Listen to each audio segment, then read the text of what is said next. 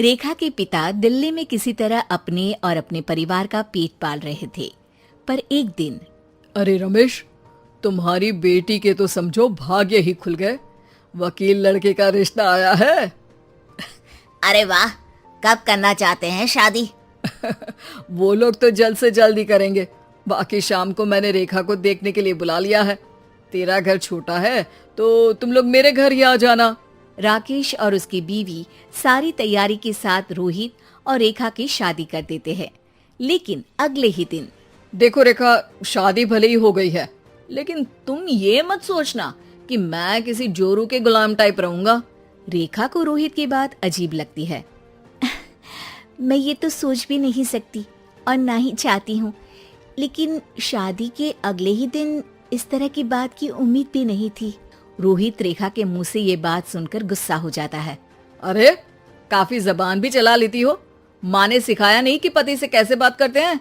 रेखा अब चुप रहने में ही भलाई समझती है। रेखा, जल्दी से नाश्ता तैयार कर लो।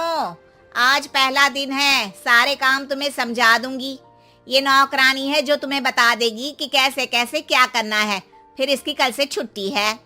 रेखा भी ससुराल में जी जान लगाकर काम करने लगती है। खाली समय मिलता तो पति के वकालत की किताब उठाकर पढ़ने लगती। ये क्या, जब देखो तब पढ़ती रहती है। अच्छा सुन, कल पिता के घर से 20,000 रुपए लेकर आना। मेरे छोटे बेटे की फीस भरनी है। लेकिन पापा क्यों भरेंगे उसकी फीस?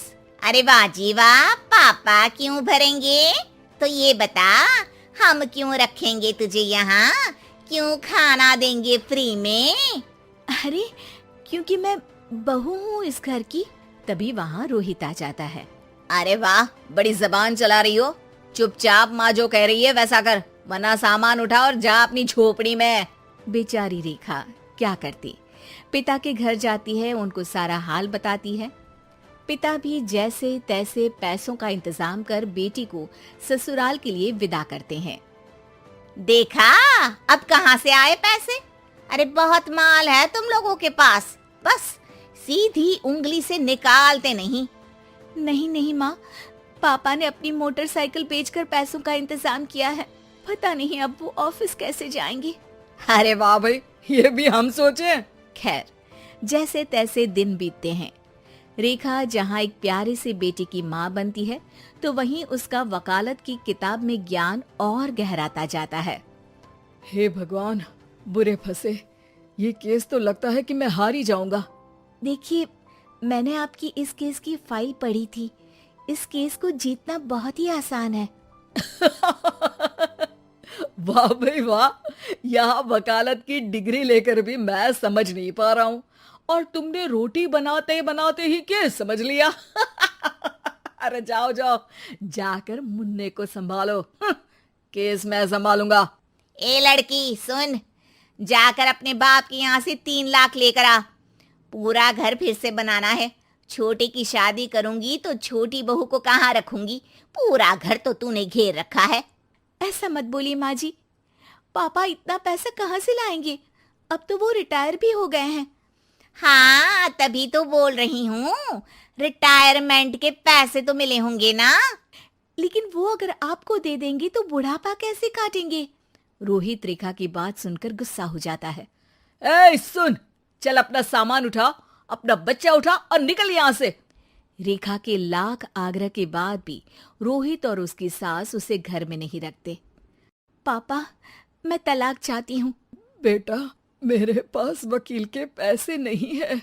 पापा, आप मुझे वकालत करवा दीजिए, अपना केस मैं खुद लड़ूंगी। इस बार रेखा के पिता भी उसे ससुराल ना भेजकर रिटायरमेंट के पैसों से वकालत करवाते हैं। और फिर एक दिन कोर्ट के बाहर, रोहित, आज तुम अपना ही केस हार गए, वो भी उस लड़की से जिसकी तुमने कभी कदर ही नहीं की। रेखा, मुझे माफ कर दो। मैं इतनी बड़ी अमाउंट कहाँ से लाऊंगा? मैं हर महीने पैसे नहीं दे सकता तुमको। पैसे वहीं से लाना जहाँ से तुम मेरे पापा को लाने के लिए मजबूर करते थे। एक पिता अपनी बेटी की शादी उसकी खुशहाली के लिए करता है, ना कि सारी जिंदगी कर्जदार बनने के लिए। अरे, मेरे ही बेटे की किताब पढ़ पढ़कर ज्ञान बांट रही हो। वकालत की किताब तो ससुराल में ही पड़ी थी ना। बिल्कुल, यहाँ मेरी गलती रही। जिस पैसे से मैंने इसकी शादी की थी, मुझे वो पैसे पहले इसकी पढ़ाई में लगाना चाहिए था। और आज रेखा एक जानी मानी वकील के रूप में काम कर रही है।